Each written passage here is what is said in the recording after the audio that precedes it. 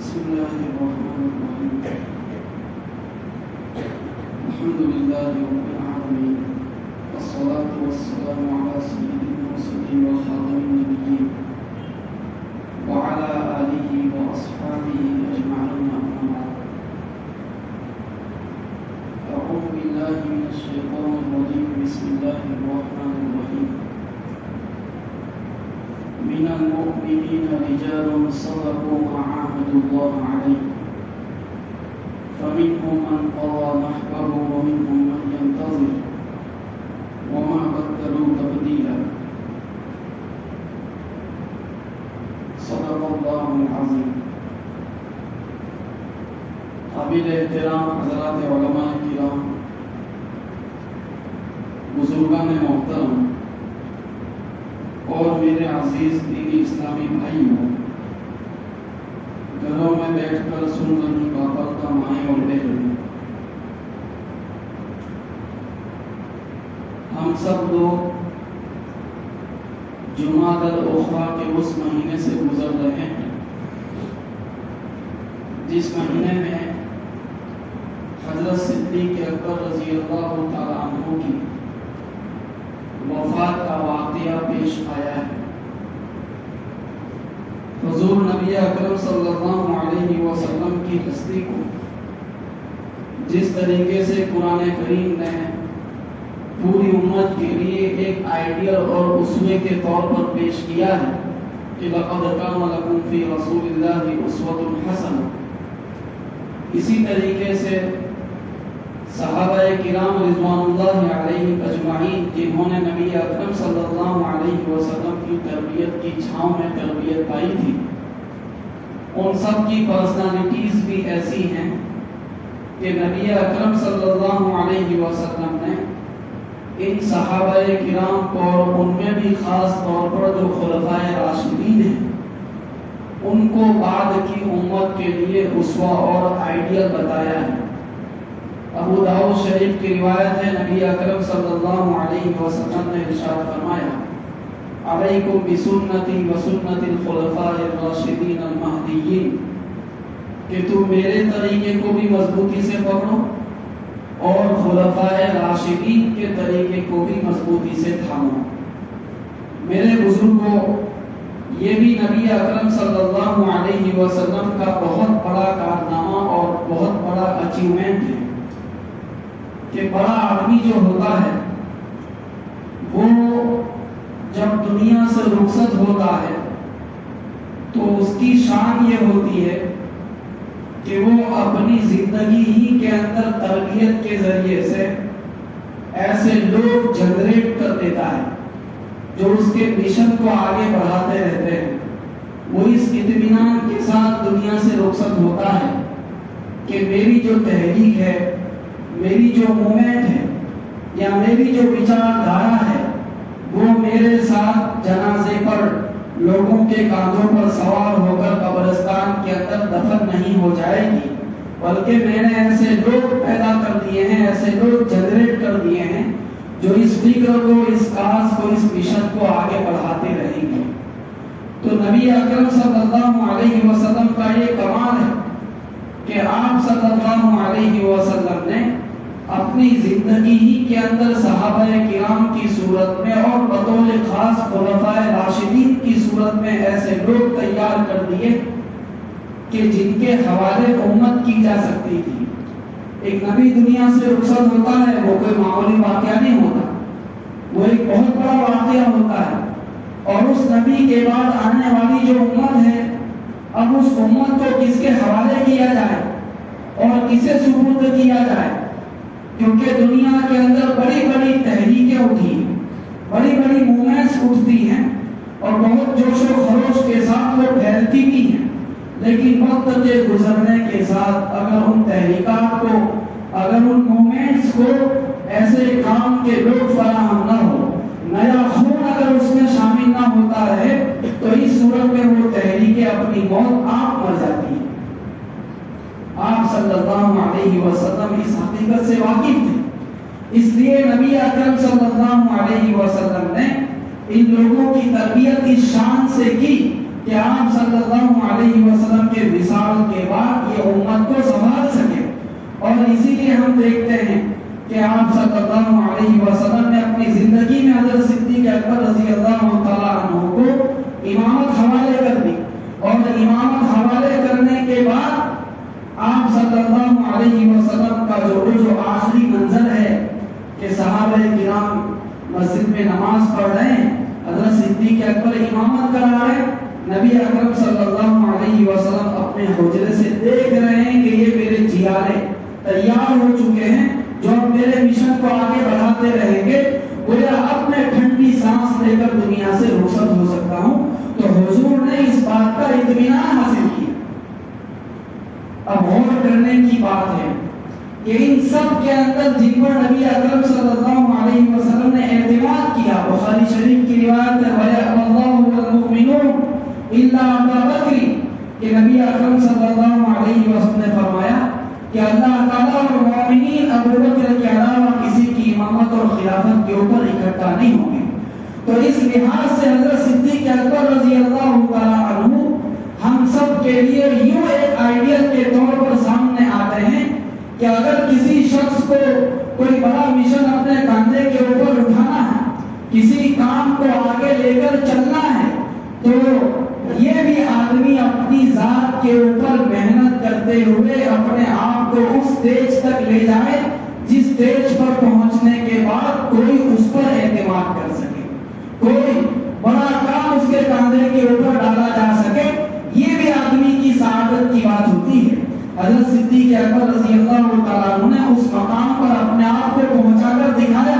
کہ نبی اکرم صلی اللہ علیہ وسلم امت ان کے حوالے کر کے جا سکے۔ ان کی زندگی کو جب ہم کھولنے کی کوشش کرتے ہیں تو ہمیں معلوم ہوتا ہے کہ حضرت صدیق اکبر رضی اللہ تعالیٰ عنہ وہ صحابی ہیں جنہوں نے مردوں میں نبی اکرم صلی اللہ علیہ وسلم پر سب سے پہلے ایمان قبول کیا۔ اسی طریقے سے آپ صلی اللہ علیہ وسلم کی مجلس لگی ہوئی، صحابہ کرام بیٹھے ہوئے ہیں، نبی اکرم صلی اللہ علیہ وسلم پوچھ رہے ہیں کہ آج روزہ کس نے رکھا؟ حضرت صدیق اکبر رضی اللہ تعالیٰ عنہ انگلی اٹھاتے ہیں، یا رسول اللہ انا۔ نبی اکرم صلی اللہ علیہ وسلم نے پوچھا کہ آج بیمار کی عیادت کس نے کی؟ حضرت صدیق اکبر نے انگلی اٹھائی، یا رسول اللہ انا، یعنی میں نے کی۔ نبی اکرم صلی اللہ علیہ وسلم نے پوچھا کہ آج کسی مسلمان کی مدد کس نے کی؟ انہوں نے انگلی اٹھائی، یا رسول اللہ انا، یعنی جس خیر کے بارے میں، کیا صدقہ کس نے کیا؟ حضرت صدیق اکبر نے جواب دیا، یا رسول اللہ انا، میں نے کیا۔ جس خیر سے متعلق نبی اکرم صلی اللہ علیہ وسلم نے سوال کیا، حضرت ابو بکر رضی اللہ تعالیٰ عنہ نے اس کے جواب میں یس کہا، تو اس سے یہ بات معلوم ہوتی ہے اور یہ چیز ہم سب کو اپنی زندگی میں اتارنے کی ہے کہ مومن جو ہوتا ہے وہ خیر کے کسی موقع کو اپنے ہاتھ سے جانے نہیں دیتا، وہ خیر کی طرف لپکتا ہے، نیکی چاہے چھوٹی ہو چاہے بڑی ہو، اٹ ڈزنٹ میٹر۔ جو چیز میٹر کرتی ہے وہ یہ کہ یہ خیر ہے، اور یہی وہ مزاج ہے جو انبیاء کرام علیہ السلام کا قرآن کریم نے بیان کیا کہ انہم کانوا یسارعون فی الخیرات ویدعوننا رغبا ورہبا۔ یہ وہ لوگ تھے جو بھلائیوں کے اندر، نیکیوں کے اندر لپکتے تھے، سبقت کرتے تھے، ایک دوسرے سے آگے بڑھنے کی کوشش کرتے تھے، اور یہی وہ مزاج ہے جو قرآن کریم مومنوں کا پیدا کرنا چاہتا ہے۔ ارشاد ہوتا ہے فاستبقوا الخیرات، تم بھلائیوں کے اندر اپنے آپ کو آگے بڑھاؤ، وفی ذلک فلیتنافس المتنافسون، فضیلت حاصل کرانے والی جو چیزیں ہیں ان چیزوں کے اندر مومنوں کو آگے بڑھنا چاہیے۔ تو اس لیے اپنی زندگی کے اندر کسی نیکی کو معمولی نہ سمجھنا، اور جس نیکی کے ذریعے سے بھی مجھے یہ امید پیدا ہو کہ یہ میری مغفرت کا بہانہ بن سکتی ہے، اس نیکی کے ذریعے سے میرا بیڑا پار ہو سکتا ہے، یا اس نیکی کے ذریعے سے میں اللہ تعالیٰ کی طرف ایک قدم مزید بڑھا سکتا ہوں، اس نیکی کی طرف لپک کر جانا، اس موقع کو مس نہ کرنا۔ کبھی کبھی ایسا ہوتا ہے کہ اللہ تبارک و تعالیٰ کے یہاں کوئی قبولیت کی گھڑی ہوتی ہے، اس قبولیت کی گھڑی میں کوئی خیر انجام پا جاتی ہے، وہ وہاں اتنی پسند آ جاتی ہے کہ بڑی بڑی نیکیاں، بڑے بڑے کارنامے، بڑے بڑے اچیومنٹس دھرے کے دھرے رہ جاتے ہیں، اور اس ایک چھوٹی سی نیکی کے بدلے آدمی کے وارے نیارے ہو جاتے ہیں۔ امام ابو داؤد رحمۃ اللہ علیہ، جن کی کتاب پڑھے بغیر ادارے کے اندر کوئی فارغ نہیں ہوتا، انہوں نے ابو داؤد شریف لکھی اور لاکھوں حدیثوں سے چند ہزار حدیثوں کا انتخاب اور چوز کر کے لکھا. اتنے بڑے آدمی تھے جن کے بارے میں محدثین نے لکھا کہ ابو داؤد کے لیے حدیث پاک تعلیم ایسا نرم کر دیا گیا تھا, آسان بنا دیا گیا تھا, جیسا کہ داؤد علیہ السلام کے لیے لوہا نرم کر دیا گیا تھا. اتنا بڑا انسان پیدا ہو کر گیا. اب غور کرنے کی بات ہے کہ جب ان کا انتقال ہوتا ہے اور اس کے بعد میں کسی کے خواب میں آتے ہیں, ان سے پوچھا جاتا ہے کہ آپ کی بخشش مغفرت کا سبب کیا ہے. بظاہر تو وہ یہ کہتے کہ میں اتنی بڑی کتاب لکھ کر گیا, اس کی برکت سے میری بخشش مغفرت ہوئی. نہیں, انہوں نے کہا کہ بس یہ چیز بہانہ بن گئی کہ میں نے کشتی میں ایک سال بیٹھے ہوئے تھے, انہوں نے چھینک کھائی, میں نے ایک درہم کی کشتی کنارے کے اوپر سے کی, ان کے قریب پہنچا, جا کر ان کی چھینک کا جواب یرحمک اللہ کے ذریعے سے دیا. بس مجھے کہا گیا کہ یہی تمہاری ادا ہمیں پسند آئی اور اسی کے نتیجے میں تمہاری بخشش اور مغفرت کا سامان ہو گیا. تو میرے دوستو, اللہ تبارک و تعالیٰ کے یہاں جس طریقے سے چھوٹے چھوٹے گناہ کبھی پکڑ کا ذریعہ بن جاتے ہیں. عائشہ صدیقہ عفیفہ رضی اللہ تعالیٰ عنہا سے روایت ہے, نبی اکرم صلی اللہ علیہ وسلم نے فرمایا, یا عائشہ ایاکی و محقرات الذنوب, اے عائشہ چھوٹے چھوٹے سمجھے جانے والے گناہوں سے اپنے آپ کو بچاؤ. پھر حضور نے اس کو ایکسپلین کیا کہ چھوٹے چھوٹے گناہ کی مثال ایسی ہے جیسے کوئی قافلہ جنگل کے اندر سفر کر رہا ہے, انہوں نے کسی جگہ پڑاؤ کیا, کھانے کا وقت ہوا, کھانا پکانے کے لیے لکڑیوں کی ضرورت پیش آئی, لوگ جنگل میں پھیل گئے, کوئی 2 لکڑیاں چن کے لایا, کوئی 1 لکڑی چن کے لایا, وہ ساری لکڑیاں اکٹھی کی گئی, اس کے ذریعے سے آگ جلائی گئی, کھانا پکا لیا گیا. تو ایک ایک 2 لکڑیوں کے ذریعے سے آگ جلائی جاتی ہے. اسی طرح کبھی چھوٹے اور معمولی سمجھے جانے والے گناہ بھی انسان کے لیے وبال جان بن جاتے ہیں. میدان محشر میں اس کی گردن ناپی جاتی ہے اور اس کے نتیجے میں اس کے سارے پاسے الٹے پڑ جاتے ہیں. تو جس طریقے سے چھوٹے چھوٹے گناہ کبھی آدمی کی پکڑ کروا دیتے ہیں, اسی طرح چھوٹی چھوٹی نیکیاں جنہیں ہم مائنر سمجھتے ہیں, وہ مائنر نیکیاں بھی میجر کام کر جاتی ہیں, انسان کے لیے بڑے بڑے فیصلے اللہ تبارک و تعالیٰ کی بارگاہ سے کروا دیتی ہیں. تو حضرت صدیق اکبر رضی اللہ تعالیٰ عنہ کی زندگی سے جو دوسرا پیغام ہم لے سکتے ہیں وہ یہ کہ خیر کے ہر کام کے اندر اپنے آپ کو پیش رکھا جائے. تیسری چیز جو حضرت ابوبکر صدیق رضی اللہ تعالیٰ عنہ کی زندگی سے ہم سب کو لینے کی, اور وہ واقعتاً ہماری آج کی اس مجلس کا کی میسج ہے, وہ میرے دوستو یہ ہے کہ حضور نبی اکرم صلی اللہ علیہ وسلم کی جب وفات ہوتی ہے اور اس وفات کے موقع پر امت کی سچویشن جو اس وقت بنی ہوئی تھی کہ لوگ مرتد ہو رہے تھے, کچھ لوگ زکات دینے کا انکار کر رہے تھے, اور ایک طرح کا ڈسٹربنس اس وقت پوری کمیونٹی کے اندر, پورے اسلامک اسٹیٹ کے اندر پیدا ہو چکا تھا. حضرت ابوبکر صدیق رضی اللہ تعالیٰ عنہ کی زبان مبارک سے اس وقت ایک ہسٹوریکل سینٹنس نکلتا ہے کہ ایوم قصدین وعلا حی, کہ کیا میں ابھی زندہ ہوں, میری سانسیں ابھی چل رہی ہیں, میرے قدم ابھی حرکت میں ہے, اور میری نگاہوں کے سامنے دین کے اندر کوئی کٹوتی ہو جائے گی.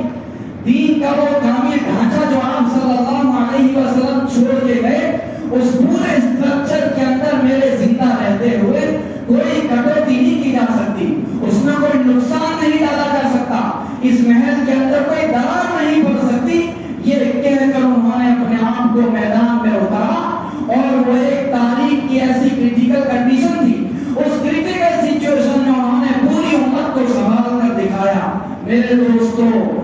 دین یا تحریک ہو یا ملتیں ہوں, اگر کسی کے دم قدم سے قائم رہتی ہیں تو وہ غیرت اور حمیت کے جوش سے قائم رہتی ہیں. جس قوم کے افراد سے, جس ملت کے افراد سے اس طرح کی غیرت رخصت ہو جاتی ہے, حمیت رخصت ہو جاتی ہے, دین کا پورا ڈھانچہ جس کی نگاہوں کے سامنے گرتا رہے اور اس کے صبح و شام کی زندگی کی روش کے اندر کوئی تبدیلی نہ آئے, اور اس کے سر کے اوپر جو نہ رہیں گے, اس کے دل کے اندر بے قلی اور بے چینی کی کوئی لہر نہ دوڑے, وہ آدمی کیا آدمی ہوگا. تو حضرت صدیق اکبر رضی اللہ تعالیٰ عنہ نے اپنے اس تاریخی سینٹنس کے ذریعے سے ہم سب کو جو پیغام دیا, اور واقعتاً وہ سینٹنس ایسا ہے کہ ایوب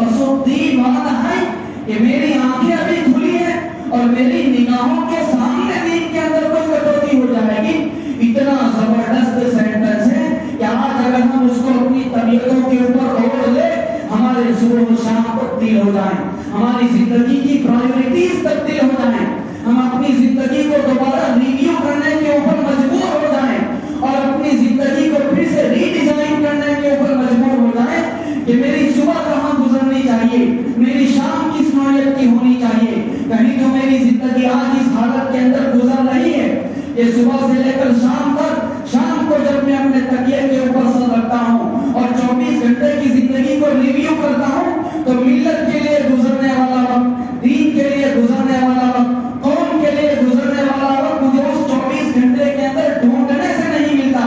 کوئی سانس ایسی نہیں جو ملت کے لیے نکلی ہو, کوئی قطرہ ایسا نہیں پسینے کا جو ملت کے لیے بہا ہو, اور میرے قدموں کی کوئی حرکت ایسی نہیں جسے میں اللہ تبارک و تعالیٰ کی بارگاہ میں کمیونٹی کے لیے یوز کیے جانے کے حوالے سے اپنے کھاتے کے اندر جمع کرا سکوں. اس حال میں اس وقت میری زندگی گزر رہی ہے.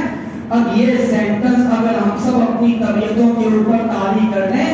آدمی کی زندگی کی سمت تبدیل ہو جائے گی. اس کی زندگی کی جو پرادھانیتائیں ہیں وہ ساری کی ساری پرادھانیتا چینج ہو جائے گی. آدمی بالکل ایک دوسری دنیا, دوسرے ماحول میں اپنے آپ کو پائے گا کہ جس طریقے سے اس دور میں ارتداد کا مقابلہ حضرت صدیق اکبر رضی اللہ تعالیٰ عنہ نے کیا. میرے بزرگوں, تاریخ اپنے آپ کو کبھی دہراتی ہے, یہ اسٹوری ریوائز ہوتی رہتی ہے. جس طریقے سے اس دور میں ارتداد کا ماحول پیدا ہوا, آج 14 صدیوں کے بعد تاریخ نے ہم سب کو ایسے چوراہے کے اوپر لا کر کھڑا کر دیا ہے جہاں پھر سے اس وقت ملت کا امتحان ہے. اور وہ امتحان کس صورت میں ہے, یہ امتحان کس شکل میں ہے. آج پھر اس ایتھیزم کی ڈگر کے اوپر ملت کا ایک اچھا خاصا طبقہ چل چکا ہے اور اس طرح کے واقعات ہماری نگاہوں کے سامنے ہے. اب جس طریقے سے اس مرد کلندر نے اس دور میں ایک نعرہ لگایا تھا کہ یونقص الدین وانا حی, آج اب موقع ہے کہ 14 صدیوں کے بعد پھر سے پیش آنے والے اس ارتداد کے مقابلے کے لیے میرے پاس کیا ہے, میرے دامن میں کیا ہے, میرے جذبات, میرے احساسات, میری فیلنگز وہ کس حد تک ڈیڈیکیٹڈ ٹو مشن ہے, وہ کس حد تک میں اس کاز کے پیچھے صرف کیے ہوئے ہوں, لگائے ہوئے ہوں. آسمان کی نگاہیں اس وقت ہم سب کے کیریکٹر کو دیکھ رہی, ہم سب کے اپروچ کو دیکھ رہی کہ ہم اس دور کے اندر کیا کرنے جا رہے ہیں, کیا کر رہے ہیں. یہ گنہگار آپ کی خدمت میں کیا عرض کرے کہ حالات کس نوعیت کے ہیں اور ارتداد کن کن دریچوں سے, کن کن دروازوں سے داخل ہو رہا ہے, کن کن کھڑکیوں سے جھانک رہا ہے, اور کس طریقے سے ملت کا جو بلیف سٹرکچر ہے وہ دھیرے دھیرے ڈسٹربنس کا شکار ہو رہا ہے. ایسے ایسے شک کے اندر نوجوان گرفتار ہو رہے, اس کے مقابلے کے لیے ہمارے پاس کوئی کنکریٹ پلیٹ فارم ہے یا نہیں ہے, اس کے مقابلے کے لیے میری اپنی کوئی کوشش شامل ہے یا نہیں ہے. یہ میرے دوستوں اس دور میں حضرت صدیق اکبر رضی اللہ تعالیٰ عنہ کی زندگی سے اپنی زندگی میں اتارنے کی چیز ہے. اس ارتداد کا مقابلہ اس دور میں ہم کن کن راہوں سے کر سکتے ہیں, مختصراً اس پر کچھ عرض کرنا چاہتا ہوں. اس وقت جو ارتداد آ رہا ہے وہ بیسیکلی 2 راستوں سے آ رہا ہے. ایک تو ایجوکیشن کے راستے سے آ رہا ہے اور دوسرا غربت کے راستے سے آ رہا ہے. طبرانی کی روایت ہے, نبی اکرم صلی اللہ علیہ وسلم نے ارشاد فرمایا کان الفقر ان یکون کفرا, کہ جو فقر و فاقہ ہے, غربت ہے, وہ ہو سکتا ہے کہ انسان کو کفر تک پہنچا دے. تو اس وقت پورے ملک کے اندر جو سچویشن بنی ہوئی ہے, مارکیٹ سے مسلمان ہٹ رہا ہے, اس کے قدم اکھڑ رہے ہیں یا اکھاڑے جا رہے ہیں, اور اس کے نتیجے میں جو غربت سماج کے اوپر چھا رہی ہے اور لوگ اپنی بیسک نیڈز بھی پوری نہ ہو سکنے کی بنا پر اب دوسرے اسٹریم کی طرف لالچ کے حوالے ہو کر جا رہے ہیں, اس کے مقابلے کے لیے میرے پاس کیا ہے. تو اس بات کی کوشش کرنا کہ میں جس پروفیشن کے اندر ہوں, میں جس بزنس کے اندر ہوں, اس بزنس کو اس طریقے سے ڈیزائن کرنا, اس پروفیشن کو اس طریقے سے گرو کرنا کہ میں زیادہ سے زیادہ مسلمانوں تک روزی پہنچا سکوں, ان کے گھروں کے چولہا جلانے کا میں ذریعہ بن سکوں. ملت کے اندر جتنی بیکاری ہے اس بیکاری کو ختم کرنے کے لیے میری کوئی کریٹیو ایکٹیویٹی ایسی ہونی چاہیے جس کے ذریعے سے میں چوراہوں پر جن کی جوانیاں سڑ رہی ہے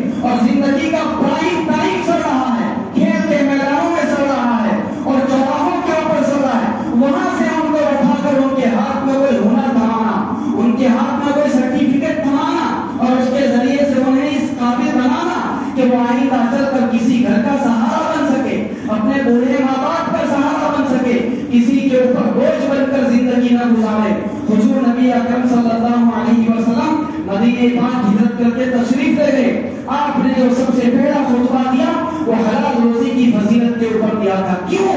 اس لیے کہ مہاجرین وہاں سے پہنچے تھے. مہاجرین کو ایک پیغام دیا کہ تم جس سرزمین میں آئے ہو یہاں کسی پر بوجھ بن کر زندگی نہ گزارنا, محنت کرو, پسینہ بہاؤ. یہ میسج ہے جو حضرت صدیق اکبر رضی اللہ تعالیٰ عنہ کی اس فکر سے ہم سب کو لینے کی ضرورت ہے کہ پہلا کام مسلمان نوجوانوں کو اور ملت کے عمومی افراد کو جو بلو پاورٹی لائن زندگی گزار رہے ان کو اوپر لانے کی کوشش کرنا. اور دوسرا,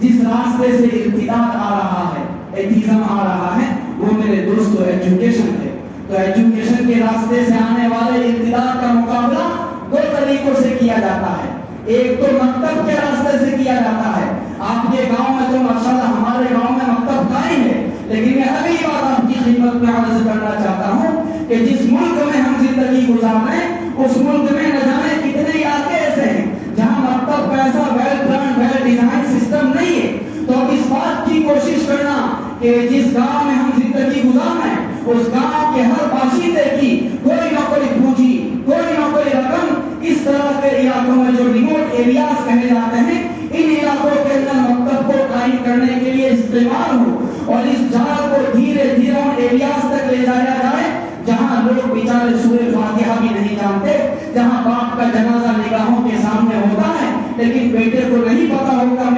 نہیں پتا ہے کہ میں اپنے باپ کو کس دعا کے ذریعے سے بخش سکتا ہوں اور اس کی مغفرت کو یقینی بنا سکتا ہوں. تو اس بات کی کوشش کرنا کہ ہماری پونجی ایسی جگہوں کے اوپر ڈائیورٹ ہو. اسی طریقے سے ارتداد جو آ رہا ہے وہ ایجوکیشن کے راستے سے آ رہا ہے. اس پر تفصیلی گفتگو کی جا سکتی ہے لیکن موقع نہیں ہے. بریفلی میں آپ کی خدمت پہ عرض کرنا چاہتا ہوں کہ آج ہم محمد ابن سلمان ہے یا وہ ممالک جو غزہ کی تباہی کو اپنی نگاہوں سے ٹھنڈے کلیجے کے ساتھ دیکھتے رہے اور کوئی ایکٹیویٹی ان کی طرف سے سامنے نہیں آئی. پرابلم یہ ہے کہ ہم لوگ مسائل کو روٹ لیول پر جا کر ایڈریس نہیں کرتے. ہم کہتے ہیں کہ ان کی غیرت حمیت کہاں گئی. سچی بات تو یہ ہے کہ ایجوکیشن سسٹم اتنی خطرناک چیز ہے کہ وہ اندر سے غیرت کے ایک ایک قطرے کو نچوڑ کے پھینک دیتی ہے. تو وہ ایسے یونیورسٹیوں سے گزارے گئے, ان کو ایسے ایجوکیشن سسٹم سے پاس کیا گیا ہے کہ جہاں سے پاس ہونے کے بعد اب ان کے دل میں اسلام کی حمیت, محبت, ملت کی غیرت دلوں کے اندر باقی نہیں رہتی. تو اس سسٹم سے گزرنے کے بعد ان سے ہم کوئی اپیکشا امید نہیں رکھ سکتے. تو اسی راستے سے اس وقت ایتھیزم آ رہا ہے, ارتداد آ رہا ہے. اب مجھے اس بات کا شعور اپنے اندر پیدا کرنا کہ ملت کے وہ کون کون سے ادارے ہیں جو اس راہ میں کام کر رہے ہیں, کون سے انسٹیٹیوشنز ہیں جن کے نظام کو ہم ٹھیک کر سکتے ہیں یا نیا اسٹیبلشمنٹ کر سکتے ہیں. ایسی چیزوں کی طرف سنسیئرلی توجہ کرنا, جبھی جا کر میرے دوستوں ہم اپنی آنے والی نسلوں کو اس ملک کے اندر کوئی کنکریٹ فیوچر دے سکتے ہیں, کوئی اچھا فیوچر دے سکتے ہیں. اللہ تبارک و تعالیٰ ہم سب کو اس کا احساس عطا فرمائے. تو یہ تین پیغام ہیں جو میں نے آپ کی خدمت میں حضرت صدیق اکبر رضی اللہ تعالیٰ عنہ کی زندگی کے حوالے سے پیش کیے ہیں. نمبر ایک, اپنے آپ کو اس قابل بنانا کہ کوئی بڑا آگے چل کر ہم پر اعتماد کر سکے, جیسے حضرت صدیق اکبر پر حضور نے اعتماد کر کے پوری امت ان کے حوالے کی. نمبر دو, ہر نیکی کی طرف لپک کر جانا, اس میں بخل نہ کرنا. نمبر تین, وہ غیرت اپنے اندر پیدا کرنا جو آج مجھے ارتداد اور ایتھیزم کے مقابلے کے لیے میدان کا ایک سپاہی بنا کر کھڑا کر دے. اللہ تعالی ہم سب کو اس کی توفیق عطا فرمائے. آمین یا رب العالمین.